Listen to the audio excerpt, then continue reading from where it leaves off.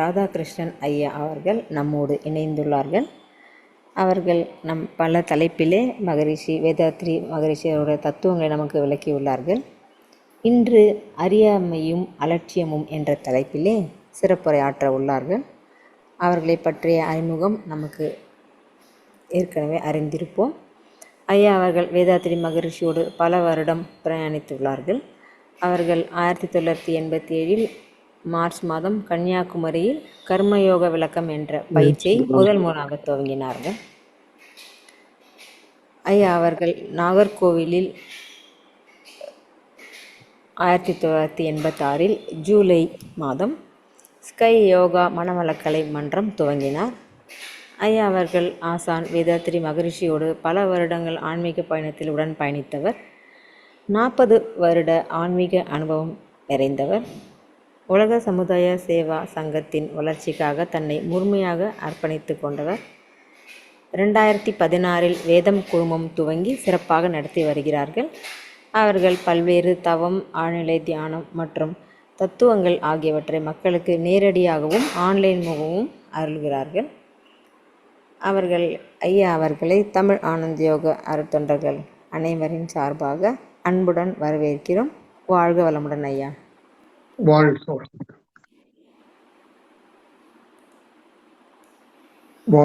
வளமுடன். வாழ்க வையகம், வாழ்க வையகம், வாழ்க வளம். குருவே துணை. குருவின் திருவடி போற்றி, திருவடி சரணம். தமிழ் ஆனந்த யோக அன்பர்கள் அனைவருக்கும் இனிய மாலை வணக்கமும் நல்வாழ்த்துக்கள்.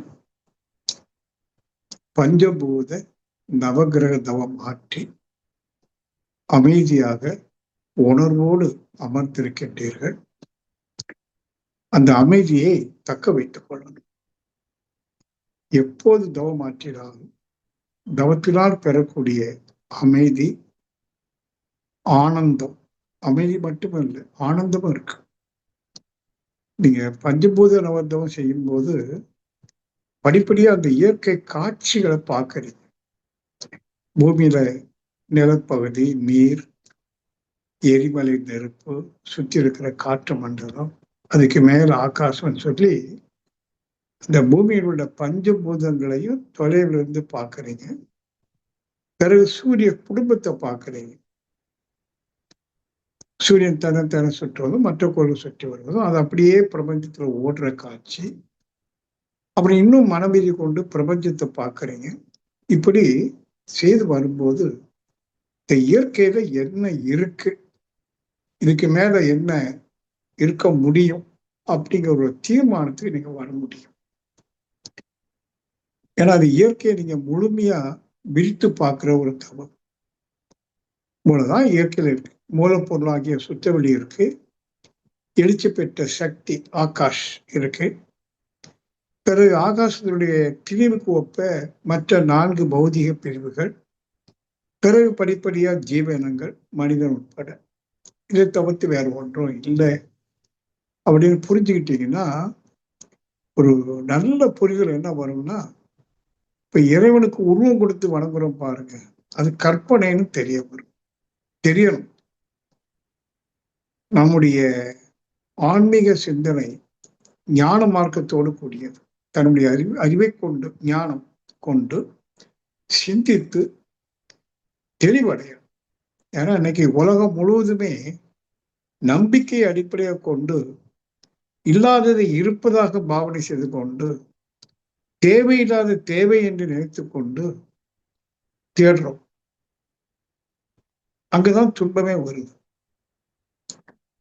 இப்போ நாம எல்லா மார்க்கமும், பக்தி மார்க்கமா இருந்தாலும் சரி, ஞான மார்க்கமா இருந்தாலும் சரி, தத்துவங்கள் எதுவா இருந்தாலும் சரி, போதனைகள் எதுவா இருந்தாலும் சரி, எல்லாவற்றுக்கும் ஒன்னே ஒண்ணுதான், எப்படி துன்பம் இல்லாம வாழுது. அதானே இன்னைக்கு உலகத்துல இன்றைக்கு இல்லை, காலங்காலமா மனிதன் தோன்றிய காலம் தொட்டு இன்று வரைக்கும் ஒரு துன்பம், மனிதன் துன்பப்படுவதை பார்க்கிறோம்.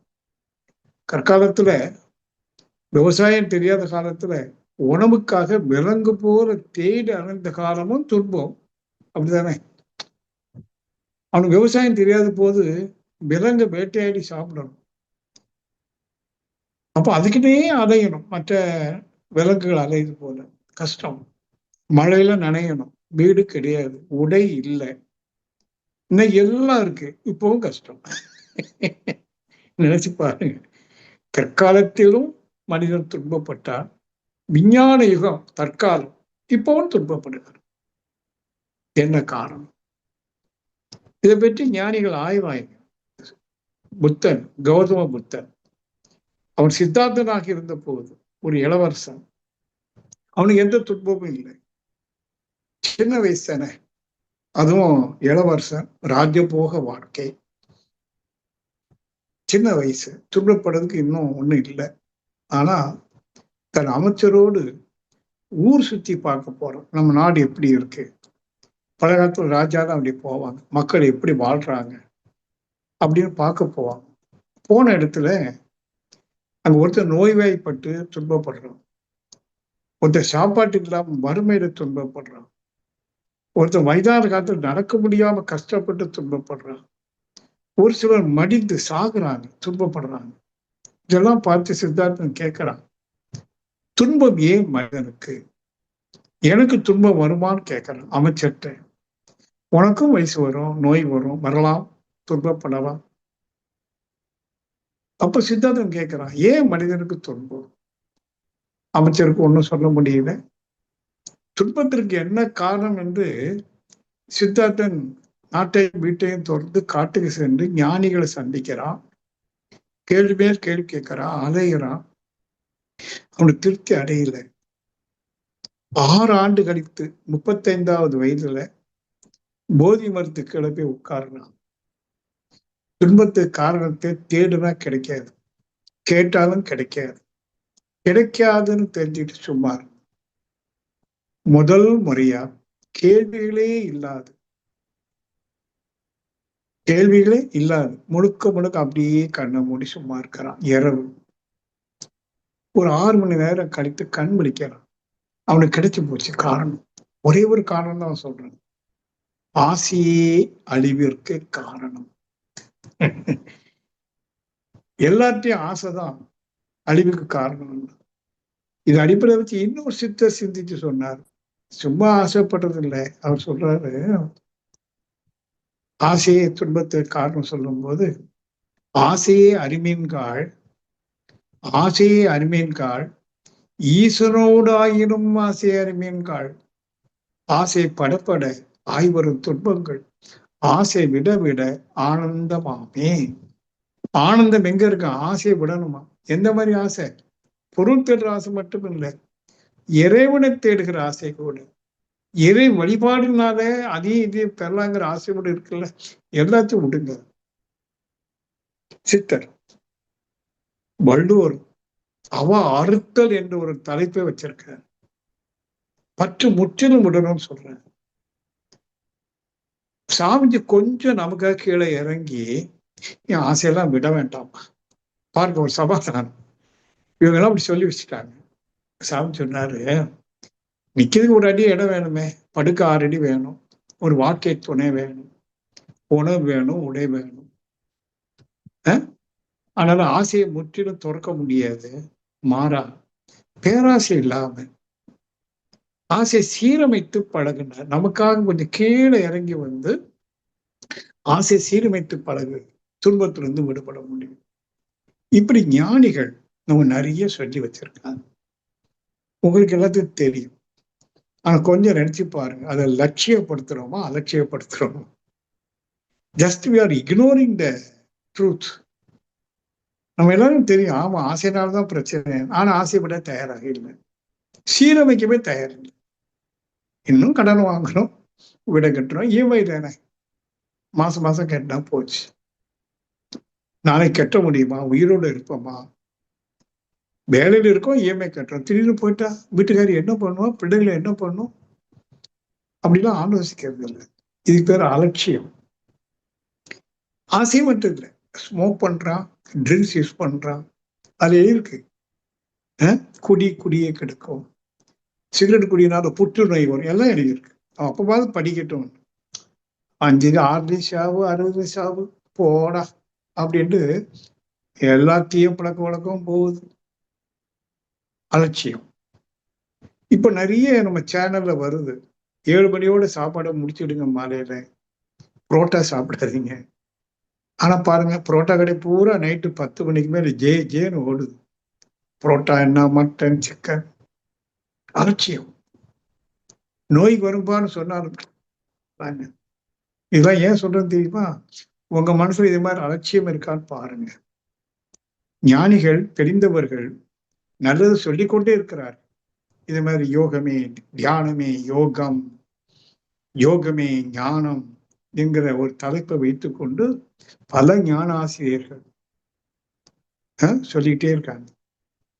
இப்ப புத்தன் நேரடியா சொல்லுவானா என்ன? புத்தன் சொன்னதை ஞானாசிரியர் சொல்றார், வள்ளுவர் சொன்னதை ஞானாசிரியர் சொல்றார். நாம் அதை அலட்சியப்படுத்துறோமா? ஒரு பொறுப்போட, ஆமா இல்ல, இந்த உடலத்தை கெடுக்கக்கூடாது, அதனால தீய பழக்கம் வேண்டாம், அதிகமா சாப்பிடுவதும் தவறாக சாப்பிடுவதும் தீய பழக்கம்தான். அப்ப டயட் சிஸ்டம் என்ன? உடலை நல்ல உடற்பயிற்சி எல்லாம் செய்து நல்ல நெறியா வச்சுக்கணும் அப்படின்னு லட்சியத்தோட பொறுப்புணர்ந்து வாழ்கிறோமா? சிந்திக்கிறோம். ஏன் இதை சொல்றேன்னு தெரியுமோ? இன்னைக்கு நம்முடைய உலக சமுதாய சேவா சங்கம், வேதாத்திரி மகரிஷி உருவாக்கிய சங்கம், மனவளக்கலை வேதாத்திரி மகரிஷி ஏற்படுத்திய ஒரு சிலபஸ், அத நிறைய ஆசிரியர்களை உருவாக்கி கொடுத்துருக்காங்க, அவங்க போதிக்கிறாங்க. இப்ப கேள்வி, அந்த ஆசிரியர்களாவது லட்சியத்தோட வாழ்கிறாங்க? மகரிஷி கூட சொல்லியிருக்காரு, ஆசை சீரமைச்சோமா, பிரச்சனைகளுக்கு தீர்வு கவலை வடித்தல் பண்ணிட்டோமா, சினம் தவிர்க்கிறதுக்கு அல்லது சினத்தை பற்றி விழிப்புணர்வோடு இருக்கிறோமா அப்படின்னு போதிக்கிறவங்க இருக்கிறாங்களான்னு கேட்கணும். போதனை கேட்பவர்கள் போதிப்பவர்கள் 2 பேரும் இருக்கிறோமா? கொஞ்சம் சிந்திங்க. உயர்ந்த கருத்துக்களை புரிந்து கொண்டு அதுக்கு முரண்பாடு இல்லாம நம்ம வாழ்கிறோமா அப்படின்னா பெரும்பாலும் இல்லை என்பதுதான் பொருள். அலட்சியம். இப்போ அறியாம தவறு செய்வது ஒண்ணு, அறிந்ததும் பிறகும் தவறு செய்யறோம்னு சொன்னா என்ன பண்ண முடியும் சொல்லுங்க? அலட்சியம். குறைந்தபட்சம் இன்றிலிருந்து நான் எதையும் அலட்சியப்படுத்த மாட்டேன். மாதிரி சொன்ன தற்சோதனைகளை சரியா செய்வேன், உடற்பயிற்சி செய்வேன், தியானம் செய்வேன். இது எல்லாவற்றுக்கும் மேலாக தற்சோதனை பயிற்சி செய்வேன், தத்துவ விளக்கங்களை சிந்தனைக்கு எடுத்துக்கொள்வேன், தெளிவடைவேன், அந்த தெளிவு தக்கவாறு முரண்பாடு இல்லாம வாழ்வேன். அப்படிங்கிற ஒரு முடிவோடு லட்சியத்தோடு என்னை வாழ ஆரம்பிக்கிறோமோ அது பிறகு கொஞ்சம் கொஞ்சமா துன்பம் நம்ம விட்டு போகும். இல்லைன்னா வரும், பிரச்சனை வரும். இது பொறுப்புணர்ந்து செய்யணும். ஒண்ணு, சில விஷயங்கள் அறியாமையில நாம் இருக்கத்தான் செய்யணும். அது இக்னோரன்ஸ், இது இன்னோசன்ஸ், 2 இருக்கு. அறியாமை, இந்த அறியாமைன்னு சொன்னா நிறைய படிச்சிருக்கோம் நாம். அப்படி இருந்து என்ன அறியாமைன்னு சொல்ல முடியும் அப்படின்னா, உண்மையை பற்றி நாம அறியாம இருக்கணும், மாயையை பற்றி நிறைய அறிந்து இருக்கணும். நாம் வைத்திருக்கிற அறிவு எல்லாமே மாயா, இல்லூஷன். உண்மையை யாருமே சரியா அறியல. அது மெய்யறிவு அல்லது மெய் உணர்வு. மெய்னா உண்மை. உண்மை அறிவு இன்னைக்கு சமுதாயத்துல இல்லை. நிறைய படிக்கணும், சொல்றோமா இல்லையா? வாசியங்கள் வாசியங்கள்னு பத்திரிகையில தான் கவர்மெண்டே விளம்பரம் கொடுக்குது. ஒரு ஒரு ஸ்காலராக மாறுங்க, ஹைலி ஒரு இன்டலெக்சுவலா மாறுங்க சொல்றாங்க. ஆனா வள்ளுவர் சொல்றார், கற்றதனால் ஆய பயனென்கொள். 2000 வருஷத்துக்கு நீ படிக்கப்பா, என்ன பிரயோஜனம்? கண்டிஷன் போடுறாரு. பிரயோஜனமே இல்லைன்னு சொல்றாரு. பிரயோஜனம் உண்டு. எப்பம் என்றால் வாலறிவன் நற்றாள் தொழார் எனின். வாலறிவுனா முழுமையான அறிவு. 6வது அறிவிலே முழுமை. அதை முற்றறிவு, முழுமையான அறிவு, வாலறிவு என்றெல்லாம் சொல்லுவாங்க. நீ நிறைய படிக்கிறதுலாம் எவ்வளவோ படித்தாலும் கற்றது கைமண் அளவு. ஔவையார் கல்லாதது உலக அளவு. அதாவது இந்த இயற்கை பற்றி நீ கற்றுக்கொள்ளாம இருக்கிற, இயற்கையினுடைய நியதி என்ன? அதான் அறியாமை. நாம் அறியாம இருக்கிறோம். மகிழ்ச்சி அறிவுறுத்துறாங்க, அதை கேட்கிறோம். அதை சுயமாக சிந்தித்து தெளிவடைந்து அதற்கு உடன்பட்டு வாழ்வதற்கு பெரும்பாலான அன்பர்கள் முயற்சி எடுக்கல. அறியாமையில் இருக்கிறோம். இன்னொன்னு, பண விஷயத்திலேயே நம்முடைய தேவையை தீர்மானிக்கக்கூடிய அறிவு நம்மிடம் இருக்கா? இப்ப இயற்கையை பற்றி தெரியுது ஒரு பக்கம், சாதாரண நடைமுறை வாழ்க்கையில நமக்கு என்ன வேணும், எவ்வளவு வேணும், எப்படி துன்பப்படாம வேண்டியதை பெற முடியும் அப்படிங்கிற சிந்தனை இருக்கா? நான் அடிக்கடி சொல்லுவேன், இப்ப ஞானம்னு போட்டிருக்காரு, யோகமே ஞானம். இந்த ஞானத்தினுடைய முதல் படி, த ஃபர்ஸ்ட் ஸ்டெப், தன்னுடைய தேவையை தீர்மானிக்கிற அறிவு. நீங்க உங்க தேவையை தீர்மானிக்கணும். உங்களுக்கு எவ்வளவு மாத வருமானம் வேணும், சம்பாதிக்கணும், எவ்வளவு இருந்தா போதும் அப்படின்னு தீர்மானிக்கணும். அப்படி சிலட்டு போய் கேட்டா எப்படி சார் தீர்மானிக்க முடியும், எதிர்காலத்துல நமக்கு எதற்கு பணம் தேவைன்னு இப்ப எப்படி சொல்ல முடியும் அப்படின்னு ஒரு எக்ஸ்கியூஸ், லேம் எக்ஸ்கியூஸ் சொல்லுவோம். தீர்மானிக்கணும். தன்னுடைய அடிப்படை தேவைகளையும் அடிப்படை வசதிகளையும் தக்க வைப்பதற்கு மாதம் எவ்வளவு வேண்டும், அது எப்படி அறம் நின்று ஈட்ட வேண்டும், அது ஒண்ணு இருக்கு. அடுத்தவனை ஏமாற்றியோ வஞ்சித்தோ லஞ்சம் வாங்கியோ அறம் நின்று பொருள் ஈட்டி குறைந்தபட்ச தேவைகளோடு குறைந்தபட்ச வசதிகளோடு எப்படி வாழ்வது, இது ஒரு கலை. ஹவு டு லிவ், ஒரு கலை, வாழும் கலை. அப்போ அது அறியாமையிலிருந்து அந்த அறிவுக்கு வரும். நமக்கு பொருளாதாரம் எவ்வளவு வேணும், பொருள் இல்லாருக்கு உலகம் இல்லை. எவ்வளவு பொருள் அப்படின்னா கோடிக்கணக்கு இல்லையா, லட்சக்கணக்கு இல்லையா, பேர பிள்ளைகளுக்கும் சேர்த்து சம்பாதிக்கணுமா, இப்படிலாம் இருக்குல்ல, செய்யறோம் சமுதாயத்தில். இதுல ஒரு தெளிவு வரும், அறியாமையிலிருந்து ஒரு தெளிவு. எனக்கு என் குடும்பம் சரி, இப்ப பிள்ளைய கல்யாணம் பண்ணி கொடுத்தாச்சு, அவ குடும்பம் தனியாகி போச்சு, அவங்க பார்த்துக்கிட்டு. ஆனா அவங்க பார்த்துக்கூடிய தெளிவை நாம கொடுக்கணும். நாம தெளிவா இருந்தாலும் கொடுக்க முடியும் இல்லையா? ஒரு எளிமையான வாழ்க்கை, ஆனா எல்லா சௌகரியத்தோடு. வீட்டுல ஃபேன் இருக்கணும், மிக்சி கிரைண்டர் இருக்கணும், டிவி இருக்கணும், ஒரு டெலிஃபோன் அதாவது செல்போன் இருக்கணும். இது எல்லாமே இன்னைக்கு இருக்கு எல்லாத்திட்டும். இதை தக்க வைப்பதற்கு மாத வருமானம் எவ்வளவு வேணும், அந்த வருமானத்தை நாம ஈட்டுவதற்கு உழைக்கணும். யாரையும் ஏமாற்றக்கூடாது. அறிவாற்றலை கொண்டு உடல் திறனை கொண்டு பொருளீட்டி வாழ்வது என்று ஒரு முடிவு எடுத்துக்கொண்டு யாரையும் ஏமாத்தாம வாழ கற்றுக்கொண்ட நம்ம அறிவு தெளிவா வருதுன்னு அர்த்தம். அப்போ அமைதியா மகிழ்ச்சியா நோய் இல்லாம கடன் இல்லாம பகை இல்லாம வாழ்வது எப்படி அப்படின்னு அறியணும். நீங்களும் சுயமா சிந்திக்கலாம். நோய் இல்லாம வாழ்றதுக்கு என்ன செய்யணும், உங்களுக்கு தெரியாத என்ன? நோய் இல்லாம வாழ்றதுக்கு என்ன செய்யணும் உங்களுக்கு தெரியும். கடன் இல்லாம வாழ்வது எப்படி, பகை இல்லாம வாழ்வது எப்படி அப்படின்னு உங்களுக்குள்ளே கேளுங்க, எழுதுங்க.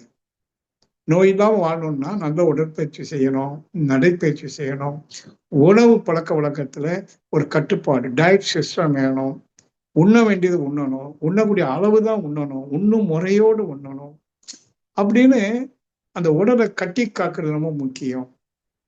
இது ஒரு அறிவு, அறியாமையிலிருந்து அறிவு. கடன் ஏன் வருது அப்படின்னா ஆசையினால நாம இஎம்ஐ நிறைய போட்டு கடன் வாங்கிடுறோம், அது துன்பமாயிருது. கடனே வாங்காம வாழ்வது எப்படி, அந்த அளவுக்கு எளிமையா வாழ்ந்தா போதும். தெளிவு. பகை, யாரையும் வெறுக்காம ஒதுக்காம அவங்க வெறுக்கும்படிக்கு நடப்பாங்கத்தான். அவங்க அறியாமையில் அப்படி நடக்கிறாங்க. நாம் அதுக்கு வேண்டி அவங்களை வெறுக்க வேண்டாம், ஒதுக்க வேண்டாம், பகை வேண்டாம். நட்பு இல்லைனாலும் பரவாயில்ல, நல்லா கவனிக்கணும். விரும்பாவிட்டாலும் பரவாயில்ல, வெறுக்காது. பெரிய நட்பு இல்லைனாலும் பரவாயில்ல, பகைக்காதீங்க. அப்படி ஒரு அறிவை பெருக்கிக் கொள்ளணும். அப்படின்னா வாழ்க்கையில அமைதியா மகிழ்ச்சியா வாழ முடியும். முதல் ஸ்டெப். இன்னும் அறிய வேண்டிய நிறைய இருக்கு. முதல் அறிவு எப்படி வாழ்ந்தால் துன்பப்படாம நோய், கடன், பகை என்ற துன்பப்படாம வாழ்வது எப்படி? அப்படி சுயமா சிந்திங்க. உங்களுக்கு ஒண்ணு குரு தேவையில்லை. இது வாழ்வதற்கு எப்படி நீங்க சொந்தமா சிந்தித்தாலே போதும். நீங்க அறியாமையில ஒண்ணு என்ன தெரியுமா? சுயமாக சிந்திக்கிறோம்னு நிறைய பேருக்கு தெரிய மாட்டேன். கண்ண மூடி வாழ்றது. கஷ்டம் வரும்போது ஐயோ ஐயோன்னு கத்துறது. முருகா முருகா. முருகன் என்ன செய்வான்? துன்பத்துக்கு யாரு காரணம்? முருகனா? சொல்லுங்க. அப்ப நாம அந்த அறிவை பெருக்கிக் கொண்டு துன்பப்படாம வாழ்வது எப்படி? சரி, அது மட்டும் போதுமா? சரி, அப்படிதான் நான் நினைக்கிறேன். ஆனா ஏதோ அந்த மனசு சொன்னா கேட்க மாட்டேங்க. உண்மைதான். இந்த மனசு இருக்கே சொன்னா கேட்காது. அறிவு சொல்லும் மனசுட்ட. அறிவுனா மனசாட்சி. மனதுக்கு சாட்சியாக இருப்பது அறிவு. அந்த அறிவு சொல்லும் வேண்டாம் விடு அப்படின்னு. இது சரின்னு கேட்டுக்கும். அப்புறம் கொஞ்ச நேரம் போனோன்னா இந்த வேதாளம் முருங்க மரம் ஏறுன்னு சொல்லுவோம். ஏறிக்கும். இதான் மைண்ட். மனம். மனதை வெல்லுவது கடினம் தான். மனதை அடக்குவது கடினம் தான். அப்ப என்ன செய்யலாம்? இங்கதான் நம்ம மகிழ்ச்சி ஒரு அழகா சொன்னார். மனதை அடக்க நினைத்தால் வேகமா அலையுமா? அதை அடக்காதீங்க. மாறாக அறிய நினைந்தால் அடங்கும். நிறைய விஷயங்களை புரிய புரிய மனம் தானா அடங்கும். அது ஒண்ணு இயற்கையுடைய சட்டம். த லா ஆஃப் நேச்சர். இறை நீதின்னு சாமி சொல்லுவோம். என்னன்னா செயலுக்கேற்ற விளைவு தான் மாறும். இதுக்கு முன்னாடி நிறைய செயலை செஞ்சிருக்கோம். நாமும் சரி, நம்முடைய முன்னோர்கள், முன்னோர்களுக்கு முன்னோர்கள் என்னென்ன செஞ்சுட்டு வந்தாலும் அத்தனையும் நம்ம கரு அமைப்புல பதிவா இருக்கு. அது கர்மான்னு சொல்றோம். அந்த செயலுக்கேற்ற விளைவு வந்துகிட்டே இருக்கும். கர்மா செயலுக்கு விளைவு உண்டு. சரி, அறியாத காரணத்துல உணர்ச்சி வசப்பட்டு ஏதோ செய்துட்டோம். இப்போ அதை எப்படி சரி செய்வது? தப்பா வாழ்ந்ததுனால நோய் வந்துருச்சு. இப்ப நோயை போக்குவதுக்கு என்ன செய்யணும்? இதுதான் நம்ம சிந்திக்க வேண்டியது. இதுக்கு நான் என்ன சொல்றேன்? சரி செய்தல். முதல் அறிவு என்னன்னா பழுது நீக்குது. ஸ்கூட்டர் வச்சிருக்கோம், சரியா ஓடுது. முதல் பழுதை நீக்குவோம். அதுக்கப்புறம் பழுது வராம பராமரிப்பு. அது மாதிரி இந்த உடல் என்ற வாகனம், மனம் என்ற கருவி, இந்த ரெண்டுலயும் நிறைய குறைபாடுகள் இருக்கு. இதை எப்படி சரி செய்யும்? உங்களுக்கு தெரியும் எப்படி சரி செய்யலாம். சரி செய்தல். பிறகு இனி செய்யக்கூடியது சரியாக செய்தல். எப்படி பழுது வராம கெடாம செய்யணும் அப்படிங்கிற அறிவு வேணும்.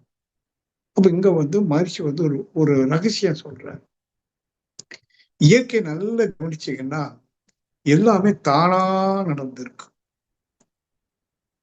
யார் இந்த இயற்கை உருவாக்குறது? படைப்பாளி என்ற ஒரு கர்த்தர் இல்லை. கர்த்தா இல்லை, கடவுள் இல்லை. படைப்புக்குன்னு ஒரு கடவுள் இல்லை. அப்ப கடவுள் இல்லாம, கர்த்தர் இல்லாம கர்மா நிகழ்கிறது. ஒரு பெரிய தத்துவம். இதை புரிஞ்சது கொஞ்சம் கஷ்டம். ஆனா வச்சுக்கிடுங்க மனசுல. விதைய நம்ம விதைக்கிறோம், மரம் வளரும். மரத்தை நம்ம உண்டு பண்ணணுமா? பண்ண முடியுமா? விதையோ இத்தனோடு கடுகு மாதிரி இருக்கு. கீழே போட்டு தண்ணி ஊத்துறோம். நம்ம வேலை அவ்வளவுதான். விதைச்சோம், தண்ணி ஊத்துறோம். ஒரு சில ஆண்டுகள் பெரிய மரமா பழங்கள் நிறைய கொடுக்குது. நாம மரத்தை உண்டு பண்ண முடியுமா? இல்லை. அந்த விதைக்குள்ள இருந்து மரம் இயல்பா தானா, அது பேர் என்ன? தானாய் மரம் வரும், பழம் வரும். தானாய் தான் நடக்கும். அதனாலதான் சுயம்புன்னு சொன்னாங்க.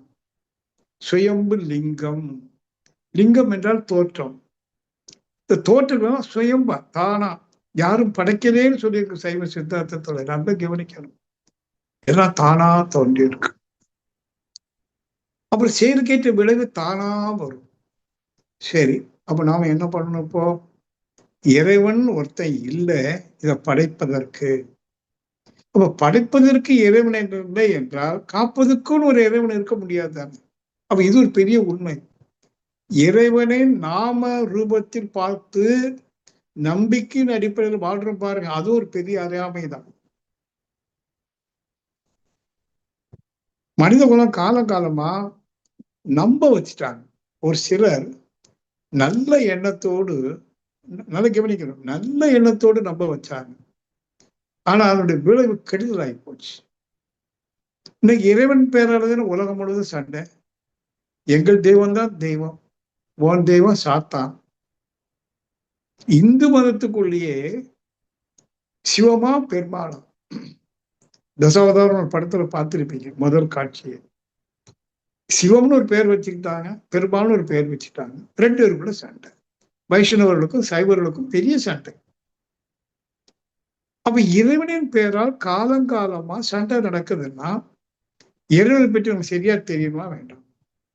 இறைவன் ஒரு சொல்லு இருக்கு, அகராதியில இருக்கு. இது எதை குறிக்குது தெரியல. ஒவ்வொரு மதமும் ஒவ்வொன்று சொல்லுது.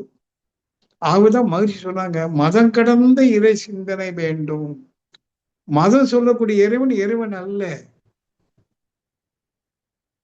இது உங்களால ஏத்துக்க முடியுமா? நான் சொன்னா முடியாது. ஏன்னா காலங்காலமா பழக்கம், நாடி நரம்புகள், இரத்த நாளங்கள் எல்லாம் இதுதான் தெய்வம், இதுதான் தெய்வம்னு உங்களுக்கு பதிஞ்சு போச்சு. கருமயத்துல பதிஞ்சு போச்சு. உங்களுக்கு எது இஷ்ட தெய்வமோ அதுதான் தெய்வம். நாம ரூபங்கள்ல பார்க்கிற தெய்வம் மனிதன் உருவாக்கிய கற்பனை. தெய்வம் இல்லைன்னு சொல்லல.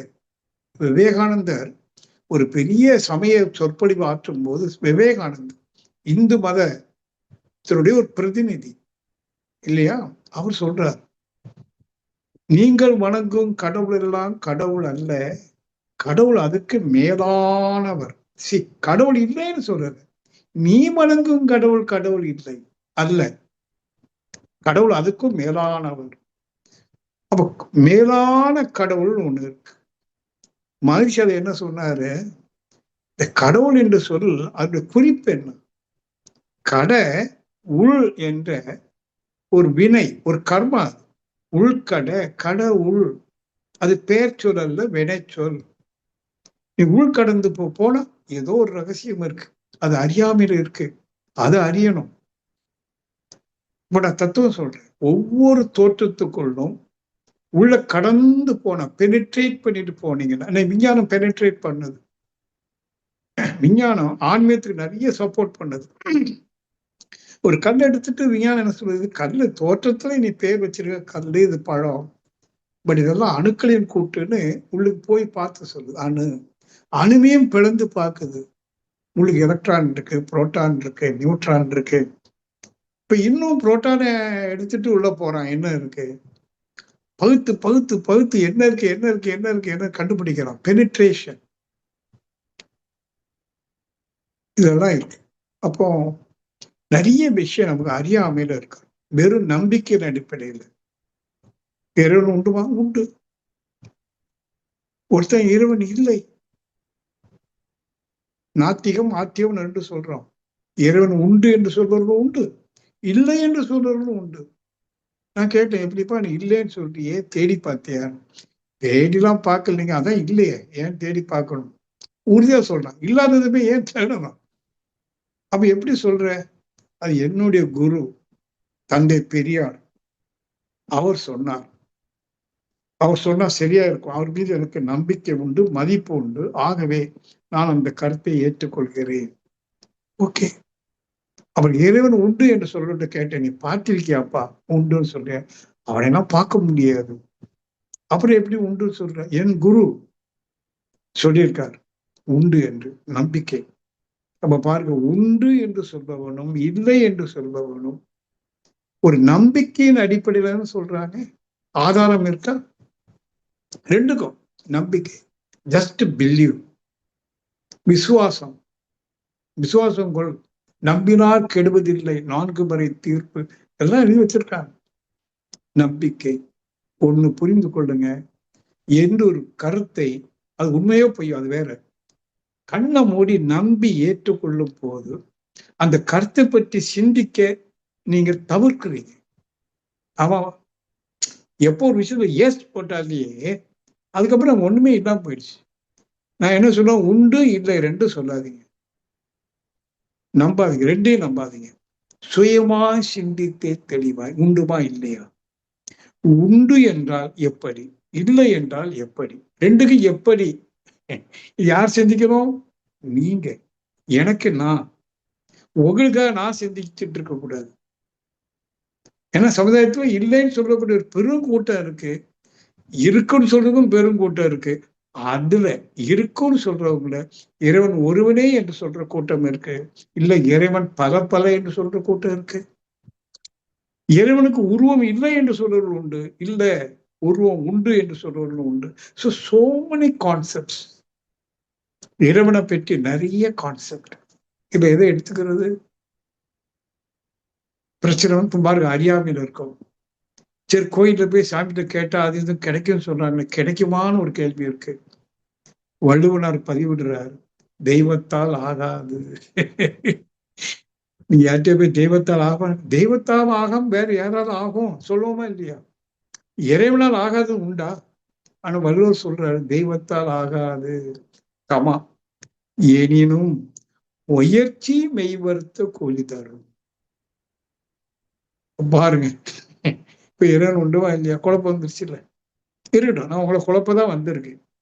அதை எதை குழப்புறேன்னா, நீங்க குழம்பிட்டேன்னு வைங்களேன், இவ்வளவு நாளும் தெளிவா இருந்தே நினைச்சீங்க, இப்ப குழம்பிட்டீங்க, அப்ப அறியாமையில இருக்கிறீங்க. சில விஷயங்களை அறிந்த விஷயங்களை அலட்சியப்படுத்துவது ஒண்ணும், இப்ப தெரியும் நினைத்து கொண்டிருப்பது தெரியாது குழப்பமா இருக்குன்னு ஒண்ணு வந்துருச்சா இல்லையா?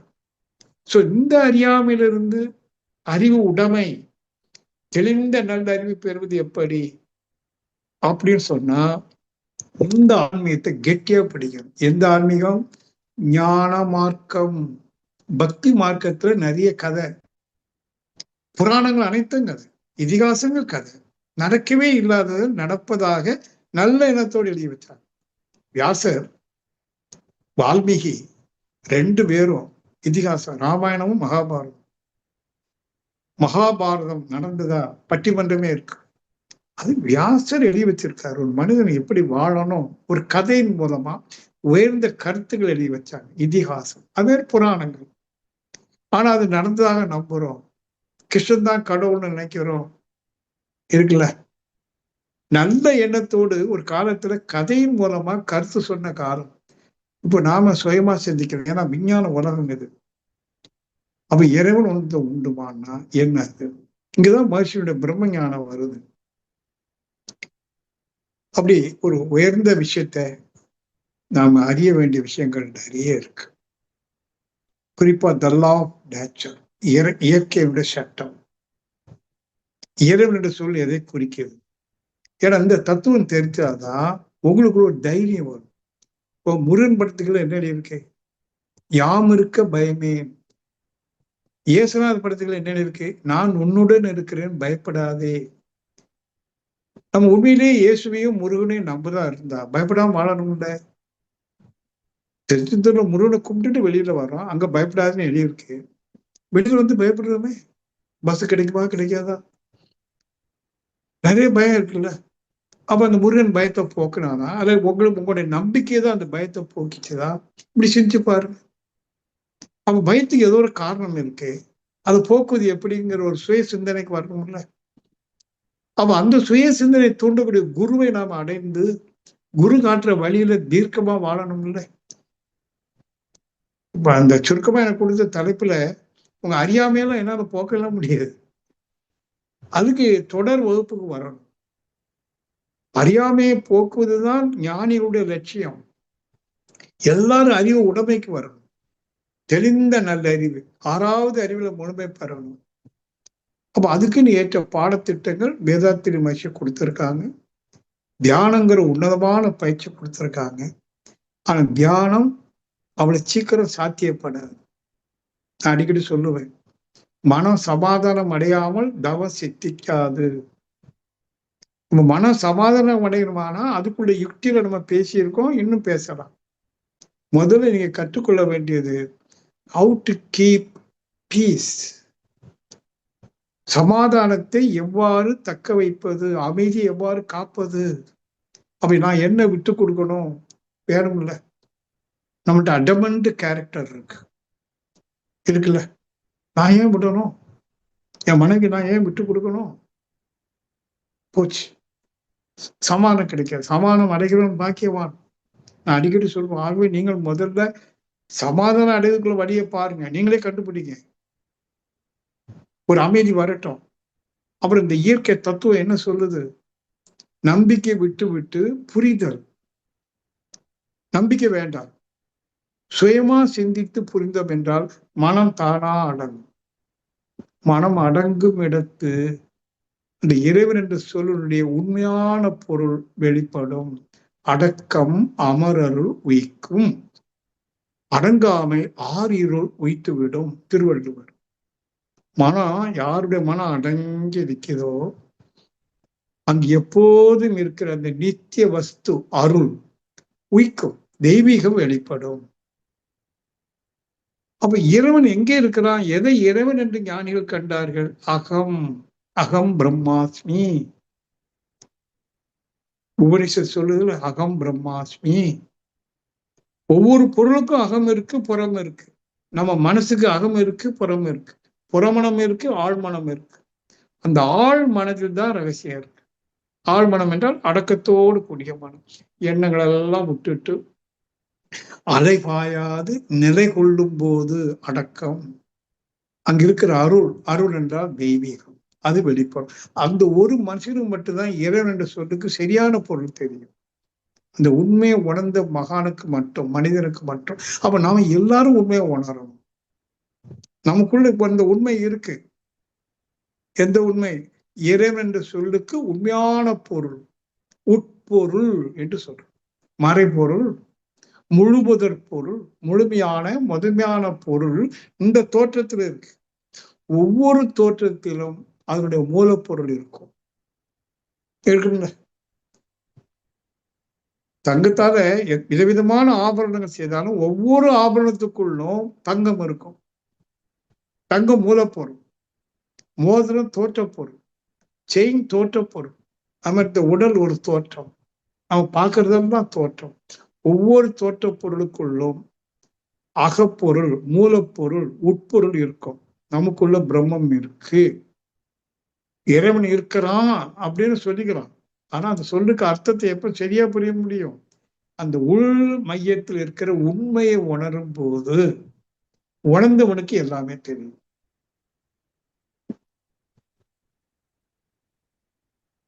இப்போ இதுக்கு மேல பெருசா பேசுறது அர்த்தம் இல்லை. உங்களை விருப்பம் உள்ளவங்க, சரிங்களா, மகிழ்ச்சி அவங்க கொடுத்திருக்க பிரம்ம ஞானத்தை மீண்டும் படிங்க. 2வது ஆனந்த யோகத்துல பல ஞான ஆசிரியர்கள் பாடம் எடுத்துறாங்க ஆன்லைன்ல. பட் ஆன்லைன் ஓகே, ஒன்றும் மோசம் இல்லை. ஆனாலும் தங்கி பயில்றதுக்கு ஐயா நன்மணி ஐயா ஏற்பாடு பண்றாரு அடிக்கடி. நீங்க அவங்ககிட்ட போகணும். 3 நாள் 4 நாள் தங்கி இறை அறிவு நிறைய சப்ஜெக்ட் எடுப்பாங்க. முக்கியமா இறை அறிவு, இறைவனை பற்றிய அறிவு அல்லது இயற்கை பற்றிய அறிவு, அதனுடைய மூலம் தொட்டு ஆதி தொட்டு அந்த வரைக்கும் இருக்கிற அந்த முழு இயற்கையை பற்றி புரிந்து கொள்ளும். உணர்ந்து கொள்வது 2வது. புரிந்து கொண்டு இந்த நம்பிக்கைக்கு இடம் கொடுக்காம அறிவுபூர்வமா நீங்க என்னைக்கு வாழ ஆரம்பிக்கிறீங்களோ அப்புறம் துன்பம் படிப்படியா போயிடும். என் வாழ்க்கையில நான் கண்ட உண்மை. நான் பெரிய பேராசுக்காரன். ஏன்னா என்னுடைய தொழில் வியாபாரம். இந்த வியாபாரம் செய்யறவங்க எல்லாத்துக்கும் பேராசை நிறைய இருக்கும். ஆமாங்க, அடிப்பட்டு வாழ்க்கையில பேராசைனால அடிப்பட்டு தான் இது செப்பனிடப்பட்டிருக்கு. கொஞ்ச நெஞ்ச அடி இல்லை. துன்பப்படுகிறவன் பாக்கியவான். நான் நிறைய துன்பப்பட்டிருக்கேன். அப்புறம் மகிழ்ச்சி கருத்துக்களை அப்பப்போ கேட்டாலும் அதை லட்சியப்படுத்தாம போன ஒரு காலம் உண்டு. புகழுக்காக மன்றங்களை போய் நல்லா பேசினா ஐயா ஐயா ஒரு மயக்கம், எல்லாம் ஐயா ஐயா. அப்புறம் காலம் போக துன்பம் போலன்னு அப்ப நினைக்கும் போதுதான் நான் நினைச்சுக்கிட்டேன், நீ அதை லட்சியப்படுத்தினியா? அப்ப யார் ஒருவர் கருத்துக்களை முழுமையாக உள்வாங்கி சுயமாக சிந்தித்து கருத்தில் இருக்கிற உண்மையை புரிந்து கொண்டு அதுக்கேற்ற வாழ்கிறார்களோ அவர்கள் ஒரு பக்கம் துன்பம் தவிர்த்து வாழலாம், இன்னொரு பக்கம் உண்மையை உணர்ந்து ஞான நிலை அடையலாம். யோகமே ஞானம். என்ன யோகம்? கற்றுக் கொடுக்கிறத யோகா பயிற்சிகள், அது ஞானத்துக்கு வழிவகுக்கும். ஆகவே புரிதலே ஞானம் முதல் படி. பிறகு உணர்தலே ஞானம் 2ஆம் படி அப்படின்லாம் இருக்கு.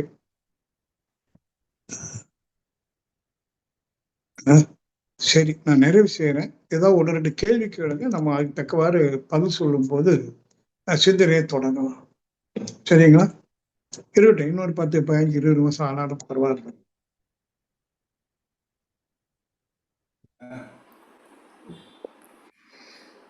நன்றிங்க ஐயா. கேள்வி கேட்கணும், கேட்கலாமா? சிறப்புங்க ஐயா. இன்று திரு ஏஎஸ் ராதாகிருஷ்ணன் ஐயா அவர்கள் அறியாமையும் அலட்சியமும் என்ற தலைப்பிலே இன்றைய வாழ்க்கையில் நாம் எவ்வாறு அறியாமையில் வாழ்ந்திருக்கிறோம், எதையெல்லாம் அலட்சியப்படுத்தியிருக்கோம் என்று ஒரு பட்டியலிட்டு கூறினார்கள். மிகவும் சிறப்பாக இருந்தது ஐயா. ஐயா அவர்களை தவநிலையில் இருந்து அனைவரும் வாழ்த்துவோம். ஏஎஸ் ராதாகிருஷ்ணன் ஐயா அவர்கள் அருட்பேராற்றல் கருணையினால் நல்ல உடல் நலம், நீண்ட ஆயுள், நிறை செல்வம், உயர் புகழ், மெய்ஞானம் பெற்று ஓங்கி வாழ்க வளமுடன், வாழ்க வளமுடன். இன்று ஐயா எடுத்த தலைப்பில் கேள்வி கேட்க விரும்பும் அன்பர்கள் ஹேண்ட் ரைஸ் பண்ணலாம். நம்ம அறியாமையில் இருக்கிறோங்க ஐயா, அதை நம்மளால் ஓரளவுக்கு புரிஞ்சிக்க முடியுதுங்க. அலட்சியப்படுத்துறது இப்போது இன்றைய சமுதாயத்தில் அலட்சியப்படுத்துகிறோம் அப்படின்றது தெரியாமலே அந்த அறியாமலே அலட்சியப்படுத்தி இருக்கிறாங்க. அலட்சியங்கிறது அப்படி இல்லை. ஆமாங்க. அறிந்ததான் அலட்சியப்படுத்த முடியும், அறியாததை அலட்சியப்படுத்த முடியாது. அதான் அறியாதன்னு இருக்கணும். அலட்சியம் எப்போ வரும்னா, ஸ்மோக் பண்றவனுக்கு உடலுக்கு கெடுதல்னு அவனுக்கு தெரியும். அப்போ தெரியும், தெரிந்ததை அலட்சியப்படுத்த. அலட்சியம் என்பது அறிந்ததை அலட்சியம் படுத்துவோம், அறியாததை அலட்சியப்படுத்த முடியாது. அதான் அறியாதவங்க இருக்கணும், திருத்திக் கொள்ளும். ஆமா ஆமாங்க. சிறப்பு சிறப்புங்க ஐயா. ஐயாவோட கேள்வி கேட்கணும் ஹேண்ட் ரைஸ் பண்ணலாங்க. கனகராணி அம்மா, நீங்கள் அன்மியூட் பண்ணிட்டு கேள்வி கேட்கலாமா? ஐயா வாழ்க வளமுடன். வாழ்க வளமுடன். மிக சிறப்புங்க. அறியாமை அலட்சியம். ஐயா இப்ப நீங்க ஆழமா சொல்லும் போது நம்மளுக்கே நீங்க சொன்னீங்களே குழப்பமாயிருன்ட்டு, இப்ப அறிஞ்ச விஷயத்தையே நம்ம முழுசா அறிஞ்சிருக்கிறோமா இல்ல இன்னும் ஆழமா போகும்போது அறியாமையில இருக்கிறோமா அப்படிங்கிற ஒரு குழப்பமே இப்ப எனக்குள்ளேயும் தோன்றி இருக்குதுங்க ஐயா. நீங்க எப்போ குழம்புறீங்களோ அப்பவே முழுமையா அறியலைன்னு அர்த்தம். முழுமையா அறியவில்லை. ஆமா, ஏதோ கொஞ்சம் அறிஞ்சிருப்போம், இல்ல ஒரேடியா இல்லைன்னு சொல்ல முடியாது. சரிங்க. ஆனா அதுலயே நான் தெளிவா இருக்கேன்னு நினைப்பீங்க. இப்ப நான் குழப்பிட்டேன் அப்படின்னா, நீங்க குழம்பிட்டீங்கன்னா என்ன அர்த்தம்? நீங்க முழுமையா அறியாமையில் இருக்கிறீர்கள் என்று முழுசா அதை பத்தி அறியவில்லை அப்படிங்கிற. இன்னும் ஆழமா அறியணும். சரிங்க சரிங்க. இப்ப நம்ம நினைச்சிட்டு இருக்கிறோம் எல்லாமே நம்மளுக்கு ஓரளவு அறிஞ்சிருக்கிறோம் அப்படின்ட்டு. நினைப்புதானே பொழப்புக்கு எடுக்குது எல்லாருக்கும். இன்னும் நம்ம முழுசா உள்ள போய் அத முழுமையா அறியவில்லை அப்படிங்கிறத ஒத்துக்கிறோங்கய்யா. அதை நம்ம இன்னும் முயற்சி பண்ணி முழுசா அறியறதுக்கு நம்ம தொடர்ந்து இதை முயற்சி பண்ணி பண்ணிட்டு இருக்கிறோங்கய்யா. நன்றிங்கய்யா. வாழ்க வளமுடன். அதாவதுமா, முழுமையான ஞானம்னா என்னன்னு கேட்டா, அறிவதற்கு ஒன்றுமில்லை என்று அறிவதுதான் ஞானம். ஞானம் தேடி பெறுவதற்கு ஒன்றுமில்லை என்று அறிவது ஞானம். இப்ப விலங்குகள் எடுத்துடுங்களேன், விலங்குகளுக்கு ஏதாவது துன்பம் இருக்கு, நோய் இருக்கா, பகை இருக்கா? ஒண்ணும் இல்லை. ஏன்? அது ஒண்ணுமே அறியாம இருக்கு. ஒரு விதத்துல ஒண்ணுமே தெரியாம வாழ்ந்தா நல்லது. ஆனா நம்ம கொஞ்சம் தெரிஞ்சுட்டோம் பாருங்க, அதான் குழப்பம். ஒண்ணு முழுமையா தெரியணும், என்னன்னா ஒண்ணும் தெரியாம இருக்கணும். இப்போ இந்த பைத்தியார் ஆஸ்பத்திரியில போய் பாத்தீங்கன்னா, இந்த பைத்தியாரெல்லாம் சந்தோஷமா இருப்பானுங்க. அவன் அப்பா அம்மாவுக்கு தான் கஷ்டம், ஐயோ பையன் பைத்தியம் ஆயிட்டாரு. ஆனா அவன் ரொம்ப சந்தோஷமா கார் ஓட்டிட்டு இருப்பான், டாக்டர் ஆயிடுவான், கலெக்டர் ஆயிடுவான். அதனால உங்களை எல்லாம் பைத்தியாரமா சொல்லல, முழுமையான அறிவை பெற்றாலும் மகிழ்ச்சி ஆகலாம். சரி சரிங்க. அறகுறையா இருந்தாலும் சிரமம், முழுசா இருந்தாலும் சிரமம், ஒண்ணுமே இல்லாம இல்ல, முழுசா இருக்கணும். அந்த இதா தெரிஞ்சுக்கணும், என்ன நம்ம அறியணும், இதுக்குள்ள ஆழமா போய் இன்னும் தெரிஞ்சுக்கணும் அப்படிங்கிறோம்னா இன்னும் நம்ம முயற்சி பண்ணி அதையெல்லாம் ஓரளவு தெரிஞ்சுக்கலாம். தெரிஞ்சுக்கிறப்ப நீங்க சொன்ன மாதிரி நடக்குங்க. இன்னும் தெரிஞ்சுக்கிறதுக்கு என்ன இருக்கு? எதுவுமே நீங்க ரொம்ப ஆழமா போகணும், அப்படி போகணும் கூட நீங்க நினைக்காதீங்க. ஏன்னா அப்படி போகும்போது ஐயோ நமக்கு முடியுமான்னு ஒரு எண்ணம் வரும். தெளிவுங்கிறது ரொம்ப சிம்பிள். ஒண்ணு வந்து நமக்கு எவ்வளவு தேவை, அதுல ஒரு தெளிவு. தேவைக்கு மேல தேட வேண்டாம், அது வீண். எதுவா இருந்தாலும் சரி, எதுவா இருந்தாலும், பணமா இருந்தாலும் சரி, கடவுளா இருந்தாலும் சரி. சரி சரிங்க. முதல்ல பணம், தேவைக்கு மேல அது விஷம். இதை நீங்க ஒத்துக்கொள்ள முடியுமா? அத வந்து ஒரு இப்ப நம்ம புரிஞ்சுக்கிட்டோம். ஆனா நீங்க அதை புரியணும். தேவைக்கு மேல எவ்வளவு இருந்தாலும் பயன் இல்லை. ஆகவே தேவைக்கு மேல தேட வேண்டாம், இன்னொரு முடிவு. அப்பவே மன அமைதிக்கு வரும். அப்ப நடக்கிறது எதுவா இருந்தாலும் செய்த செயலுடைய விளைவு, அதை ஏற்றுக்கொள்ளணும். முதல் ஸ்டெப்ல ஏற்றுக்கொள்ளணும், அதை ஏற்று போராட வேண்டாம். இப்படி சில தெளிவுக்கு வந்தீங்கன்னா உங்களுக்குள்ள ஒரு அமைதியும் நிதானமும் வர ஆரம்பிக்கும். ஆமா, கண்டிப்பா. ஆமா, அதுக்கப்புறம் தான் நீங்க தத்துவத்துக்குள்ள கொஞ்சம் நுழையணும். தத்துவத்துக்குள்ள நுழைஞ்சாலும் கூட மகிழ்ச்சி வந்து சாரமா என்ன சொல்றாங்க, எல்லாம் தானா நடக்கு, இறைவன் உருவாக்குனாங்கிற கருத்தை விட்டுருங்க. அப்படி ஒரு இறைவன் இல்லைங்கிற புரிதல் வருமானா இறை நம்பிக்கை அடிபட்டு போயிடும். அதான் அறிய முடியாததை அறிய முடியாது என்று அறிவது ஞானம். இயற்கையுடைய மூல ரகசியத்தை அவ்வளவு சீக்கிரத்துல அறிய முடியாது. ஆனா அறிய முடியும் நம்ம நினைச்சிட்டு போறோம் பாத்தீங்களா, அங்க குழப்பம், அங்க குழப்பம். அப்ப அதுல ஒரு தெளிவு, பிரம்ம ஞானத்துல ஒரு தெளிவு. அப்போ அதுக்கு வந்து நமக்கு தொடர்ந்து அடிக்கடி இதை பற்றி நாம பேசவும் சிந்திக்கிறதுக்கும் உள்ள வகுப்புகள் நடைபெறணும். பொழுதுபோக்குக்காகவே நம்ம வந்து நம்ம பேசுறதும் கேட்கறதும் பொழுது போகும், காரியம் நடக்காது, உள்ள போகாதுங்கய்யா. நன்மநேயத்தை பத்தி நம்மளுக்கு நிறைய தெளிவா கொடுத்துக்கிட்டே தாங்க இருக்கிறாங்க. அந்த செயல்களை தத்துவம் அப்படியே உங்களுக்கு குழப்பம் இல்லைங்க. ஒரு சின்ன நீங்க இப்ப சொல்லும் போதுலாம் அந்த சின்னதுல வந்து நல்லா தெளிவா இருக்கிறோம், முழுமையா இருக்கிறோமா அப்படிங்கறத வந்து இப்ப நீங்க சொன்ன மாதிரி ஒரு சின்ன பொறி தட்டின மாதிரி, அவ்வளவுதாங்க.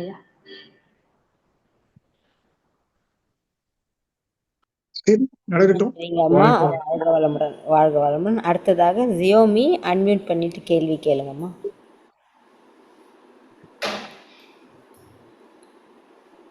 ஐயா வாழ்க வளமுடன். வாழ்க வளமுடன். திங்கட்கிழமை தோறும் பழனி பார்வதி டீச்சருங்க ஐயா. எப்போ உங்களுடைய இதை கேட்கும்போது என்னுடைய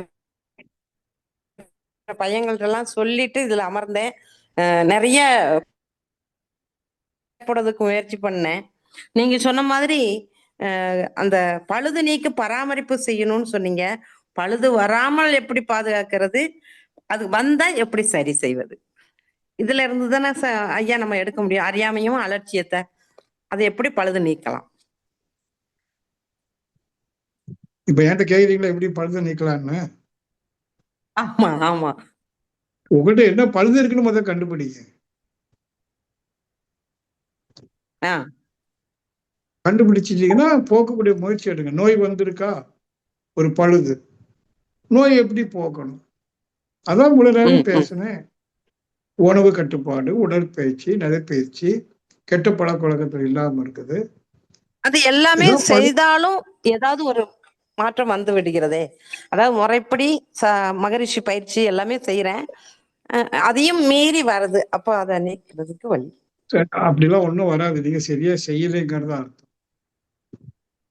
அதாவது பழுதுங்கிறதுங்க உடல்ல நோய் ஒரு பழுதுன்னு வச்சுக்கலாம்.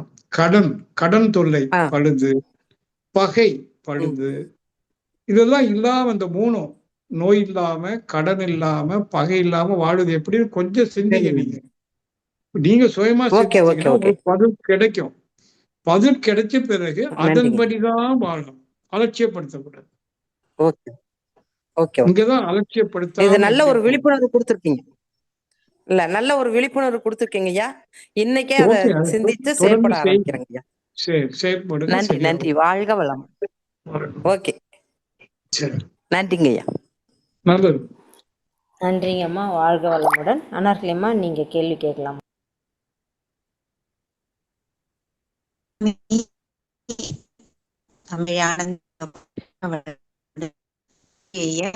வளமுடன்.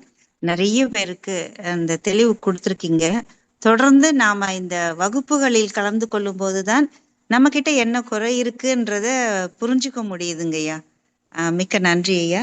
அதே மாதிரி நமக்கு இந்த தமிழ் ஆனந்த யோகத்துல நன்மணி ஐயா நேரடி வகுப்பு போட்டாங்க.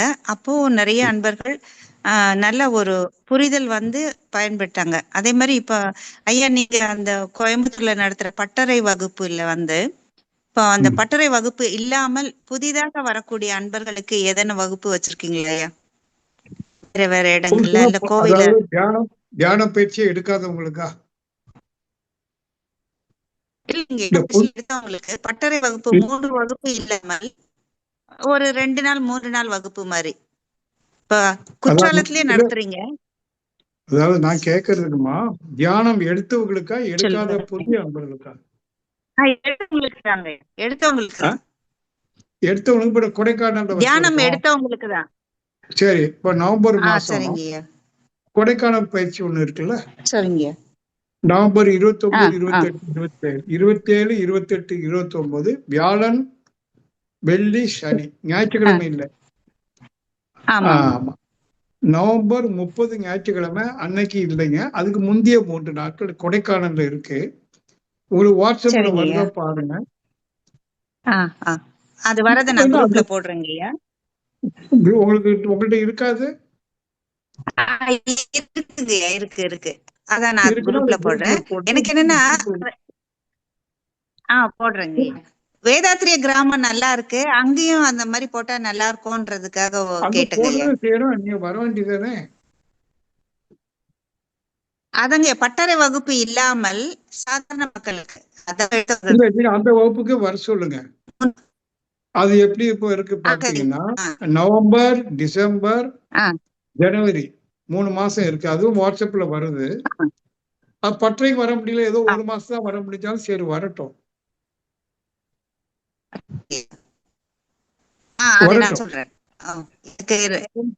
சரி சரி, அது கேட்டாங்க ஐயா, அதுக்காகத்தான்.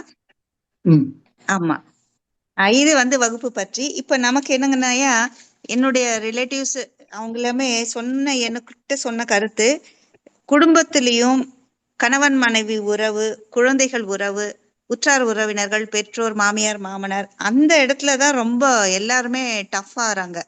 எங்கேயுமே காக்க முடியல. அந்த சமாதானம் என்பது அவர்களுக்குள் வரவில்லை.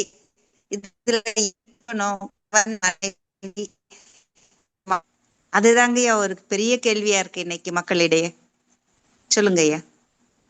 ஆமா, நீங்க சொல்றது சரிதான். எங்க இருந்து ஆரம்பிக்கணும்? உலக கூட பாதுகாக்கலாம், கடன் எல்லாம் வாழலாம், பகை இல்லாம வாழ முடியாதுன்னு ஆகிப்போச்சு. அப்படிதானே? அதான் பெரிய ஆர்ட். கதையே என்னன்னா, எப்படி வெறுக்காம பகைக்காம வாழ்வது அப்படின்னு தெரிந்து கொள்ளணும். அதுக்கு கூட நீங்க வரட்டும், நம்ம பற்ற வகுப்புக்கே வரட்டும். முக்கியமா அது ஒரு போர்ஷன் நம்ம எடுக்கிறோம். ஏன் நமக்கு மனசு பகைக்க வேண்டிய அவசியம் என்னங்கிறத நம்ம கண்டுபிடிக்கணும். கண்டுபிடிச்சா போறாது, அதை நிக்கணும். அதை போக்கக்கூடிய அளவுக்கு உறுதி எடுக்கணும். இல்லைன்னா வாழ்க்கை வீணாயிடுங்க. குடும்ப அமைதின்னு மகிழ்ச்சி அந்த காலத்துல திருப்பி அதான் சொல்லுவார். குடும்ப அமைதி, உறவுகளை எப்படி தக்க வைப்பது, மேன்மைப்படுத்துவது, திருப்பி சொல்லுவாங்க. நாமளும் அதை சொல்றோம். அது முடியலன்னு சொன்னா ஒண்ணும் செய்ய முடியாது. புரியணும், அப்புறம் செயல்படுத்தணும். முடியல, நான் சண்டை தான் போடுவேன்னா ஒண்ணும் செய்ய முடியாது. அவங்கள ஒண்ணும் செய்ய முடியாது. இன்றைக்கு ஏன்னா நான் ஒரு கடந்த 2 வாரமா எங்க உறவுகளோட இருக்கும்போது எல்லாருமே அதே பிரச்சனையை தான் சொல்றாங்க. நம்ம எவ்வளவு சமாதானம் சொன்னாலும் அவங்களுக்கு அது அக்செப்ட் ஆக மாட்டேங்குது.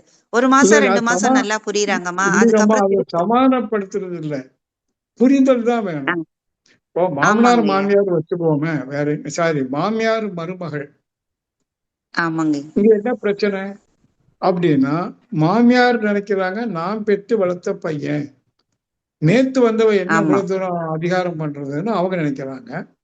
மருமகள் என்ன நினைக்கிறாங்க, நான் இவருடைய மனைவியா வந்தாச்சு, நீ வளர்த்த அதெல்லாம் சரிதான், இனிமேல் நான் தானே இவரை பாதுகாக்கணும், எங்களுக்கு குடும்பம் இருக்கு, எனக்கு தான் உரிமை ஜாஸ்தின்னு 2 பேருக்கு இடையில உரிமை போராட்டம். தாய்க்கு ஒரு ஆமாங்க உரிமை, மனைவிக்கு ஒரு உரிமை. 2 உரிமையும் போராடுது. இப்ப நம்ம என்ன சொல்லிக் கொடுக்க வேண்டியிருக்கு? 2 பேருக்கும் உரிமை கிடையாதுன்னு சொல்ல வேண்டியிருக்கு. உன் மகனுக்கு மேல உனக்கு உரிமை இல்லை ஆமாங்க அதிகாரம் செலுத்த, உன் கணவன் மீதும் உனக்கு உரிமை இல்லை அப்படின்னு ஒரு பெரிய தத்துவத்தை சொல்லிக் கொடுக்குறதுக்கு நம்முடைய பற்ற வகுப்புல நம்ம பேசுறோமே, வரணும், வரலாமே, வரணும். ஆமா ஆமாங்க நல்ல ஏதோ 3ஆவது ஆமாங்க வந்துட்டு எல்லாமே அதே கத்துட்டு மாதிரி போலான்றதுதான் இல்லை. ஆமாங்க அதே மாதிரி மாமியார் மருமகள் இல்லாமல் கணவன் மனைவியிடமும் அப்படிதான், பிள்ளைகள் தாய் மகன் பிள்ளைகளிடமும் அப்படிதான் இருக்கு. அது எல்லாமே நமக்கு ஓரளவுக்கு இந்த தவம் பயின்றவர்கள் வந்து வகுப்புல இன்னும் கொஞ்சம் மேன்மைப்பட்டா சிறப்பா இருக்கும். நீங்க பேராசிரியர்கள்லாம் சொல்றது கேட்கணும் அப்படின்றத என்னுடைய ஆசை. நல்லதுங்க ஐயா, வாழ்க வளமுடன். நான் அந்த கிளாஸ் எல்லாம் குரூப்ல போடுறேங்க ஐயா. நன்றி. போடு, வாழ்க போடு. வளமுடன். நன்றி அம்மா. வாழ்க்கை. நன்றி அம்மா. நன்றிங்கம்மா, வாழ்க வளமுடன். அடுத்ததா ரிஷிபாபாம்மா, நீங்கள் கேள்வி கேட்கலாமா? ஐயா வாழ்க வளமுடன். ரொம்ப விளக்கம் எளிமையாவும் அழகாவும் திரும்பவும் ஞாபகப்படுத்திருக்கீங்கங்க ஐயா. உண்மையிலே சொல்லணும்னா பின்பற்ற வேண்டியதுதாங்க ஐயா நம்ம எங்க கிட்ட இருக்கிற குறைகள். அதை நாங்க பின்பற்றி வாழணும். அதுதாங்க ஐயா. ஏன்னா முக்கியமா வந்து சமாதானம்ங்கிற ஒரு விஷயம் இருந்தா மட்டும்தான் இறைவனுடைய உணர்வோட நம்ம வந்து உய்ய முடியும். அப்பதான் வந்து நம்ம கிட்ட இறைத்தன்மை வெளிப்படும்னுன்றது நல்லா புரிஞ்சு தெரிஞ்சு வச்சிருந்தாலும், அந்த சமாதானம்ங்கிறது வந்து நடைமுறை வாழ்க்கையில ஏற்படுகின்ற அன்றாட நிகழ்வுகள், பிரச்சனைகள்ல வந்து சமாதானம்ங்கிறது அவ்வளவு எளிமையா வந்து வரமாட்டேங்குதுங்க ஐயா. அதனாலதான் பெரிய பாக்கியம்னு சொன்னோம். எளிமையா வந்தா பாக்கியம் இல்லையே. ஆமாங்க ஐயா. எப்போ ஒரு விஷயத்த பாக்கியம்னு சொன்னோம்னா அது கடினமான விஷயம் ஆனாதான் பாக்கியம். நிஜம்தாங்க ஐயா. நீங்க ஆனா சொல்ல சமாதானம் அவ்வளவு சீக்கிரம் அடைய முடியாது. உங்களுடைய அடைஞ்சா கருத்துக்கள் நீங்க பாக்கியவதி. இல்லைங்க, உங்களுடைய கருத்துக்கள் எல்லாம் கேட்டு கேட்டு உடனே சமாதானம் ஆகலைனாலும் கொஞ்சம் சிந்திக்க வைக்குது. மனம் வந்து சிந்திக்க பழகுது. பழகி அதை வந்து இது வந்து நம்ம கிட்ட என்ன குறை இருக்கு அப்படிங்கிறத முதல்ல நாம சரி பண்ணிக்கணும். அவங்க கிட்ட அந்த எதிர்பார்ப்பை வச்சுக்க கூடாது அப்படிங்கிறதையும் நம்ம அந்த புரிதல் வந்து கொஞ்சம் டைம் எடுத்தாலும் ஆனா சிந்திக்கிற அந்த எண்ணத்தை நீங்க வந்து கொடுத்துருக்கீங்க ஐயா. உங்களுடைய வகுப்பு வந்து எங்களுக்கு அது ஒரு நல்ல ஒரு மனதுக்கு தெளிவையும் சிந்திக்கிற தன்மையும் கொடுக்குதுங்க ஐயா. அதுக்கு உங்ககிட்ட நன்றி. என்னுடைய ஒரு அனுபவம் இப்ப ரீசெண்டா பாத்தீங்கன்னா, கோயம்புத்தூர் வில்லேஜ்ல வந்து இப்ப கிட்டத்தட்ட 1 வருஷமா தொடர் பயிற்சி கொடுக்கறோம். அதுல நிறைய லேடிஸ் வந்து ஃபீட்பேக் கொடுக்கும்போது தொடர்ந்து வந்த பிறகு அவங்களுக்குள்ள ஏதோ நிகழுதுன்னு ஒரு ஃபீட்பேக் கொடுக்குறாங்க. அதனால சத்சங்கம் வந்து அடிக்கடி நடக்கணுங்க. கொஞ்சம் பணம் செலவாகும், காலம் செலவாகும், நீங்க சிரமப்பட்டு வந்துதான் போகணும். ஏன்னா ஒரு பெரிய பொக்கிஷம் கிடைக்கணும்னு சொன்னா நீங்க தொடர்ந்து வரணும்.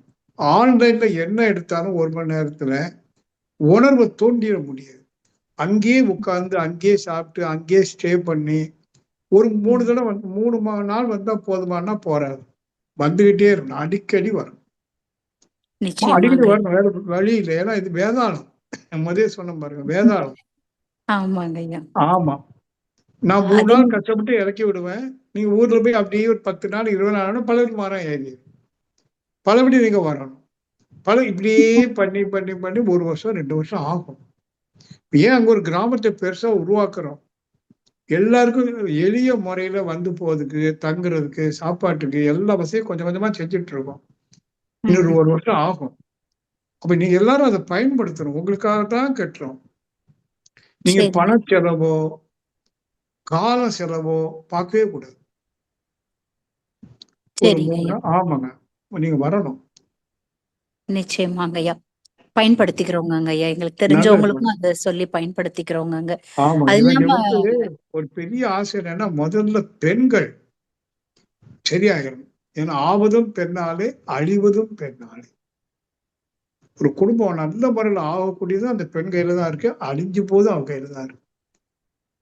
கரெக்டுங்களா? ஆகவே பெண்கள் அதிகபட்சம் யோகா பயின்றுட்டீங்கன்னா, அதுவும் திருமணம் ஆகாதவங்க பயின்றுட்டா அவங்க பெறக்கூடிய பிள்ளைங்க பிறக்கும் போதே யோகியா பிறக்கும். நிறைய வேலை இருக்குங்க நமக்கு. எங்களுக்கு நிறைய வேலை இருக்கு.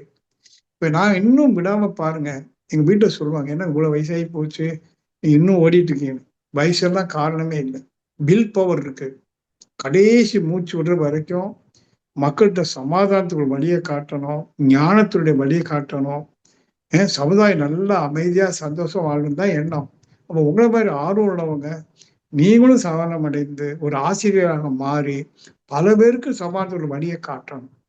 அப்படின்னா சந்ததியர்கள் மேலோங்கி வர முடியும். வாங்க, நீங்களாம் வாங்கம்மா, எல்லாத்தையும் வாங்க வாங்க வாங்கன்னு கூப்பிடுறேன். நிச்சயமாங்க ஐயா, நிச்சயமாங்க வாங்க. ஐயா. இதை நாங்க பயன்படுத்திக்கிறோங்க. உங்களுடைய சிறப்பான தொண்டை வந்து நாங்களும் பயின்று நாங்களுமே கொடுக்கணும்னு நாங்க ஐயா விரும்புறோம். நிச்சயமா அது சரி நடக்குங்க. சரி சரிங்கம்மா. நன்றிங்க ஐயா. வாழ்க வளம். வாழ்க்கை. நன்றிங்கம்மா. வாழ்க வளமுடன். ஐயா அன்பர்கள் யாரும் இல்லைங்க, நீங்கள் ரிலீவ் பண்ணிக்கலாங்க ஐயா. சரி, நான் அடுத்து வாழ்க்கை. நன்றிங்க ஐயா. சந்தோஷம். அனைவரும் வாழ்க. மீண்டும் ஒரு முறை ஐயாவை வாழ்த்துவோம். ஏஎஸ் ராதாகிருஷ்ணன் ஐயா அவர்கள் வாழ்க வளமுடன். அவர்களுடைய ஆன்மீக தொண்டு வாழ்க வளமுடன். நன்றிங்க ஐயா. முக்கிய அறிவிப்புகள். தினமும் காலை தவம், அதனைத் தொடர்ந்து சிந்தனை உரை அளிக்க உள்ளார் ஞான ஆசிரியர் நன்மணி ஐயா அவர்கள். மாலை தவம், அதனைத் தொடர்ந்து சிறப்பு நிகழ்வுகள். நாளை மாலை மன நிறைவே மகிழ்ச்சி என்ற தலைப்பிலே அருள்நிதி என் சோமசுந்தரம் ஐயா அவர்கள் சிறப்புரையாற்ற உள்ளார்கள்.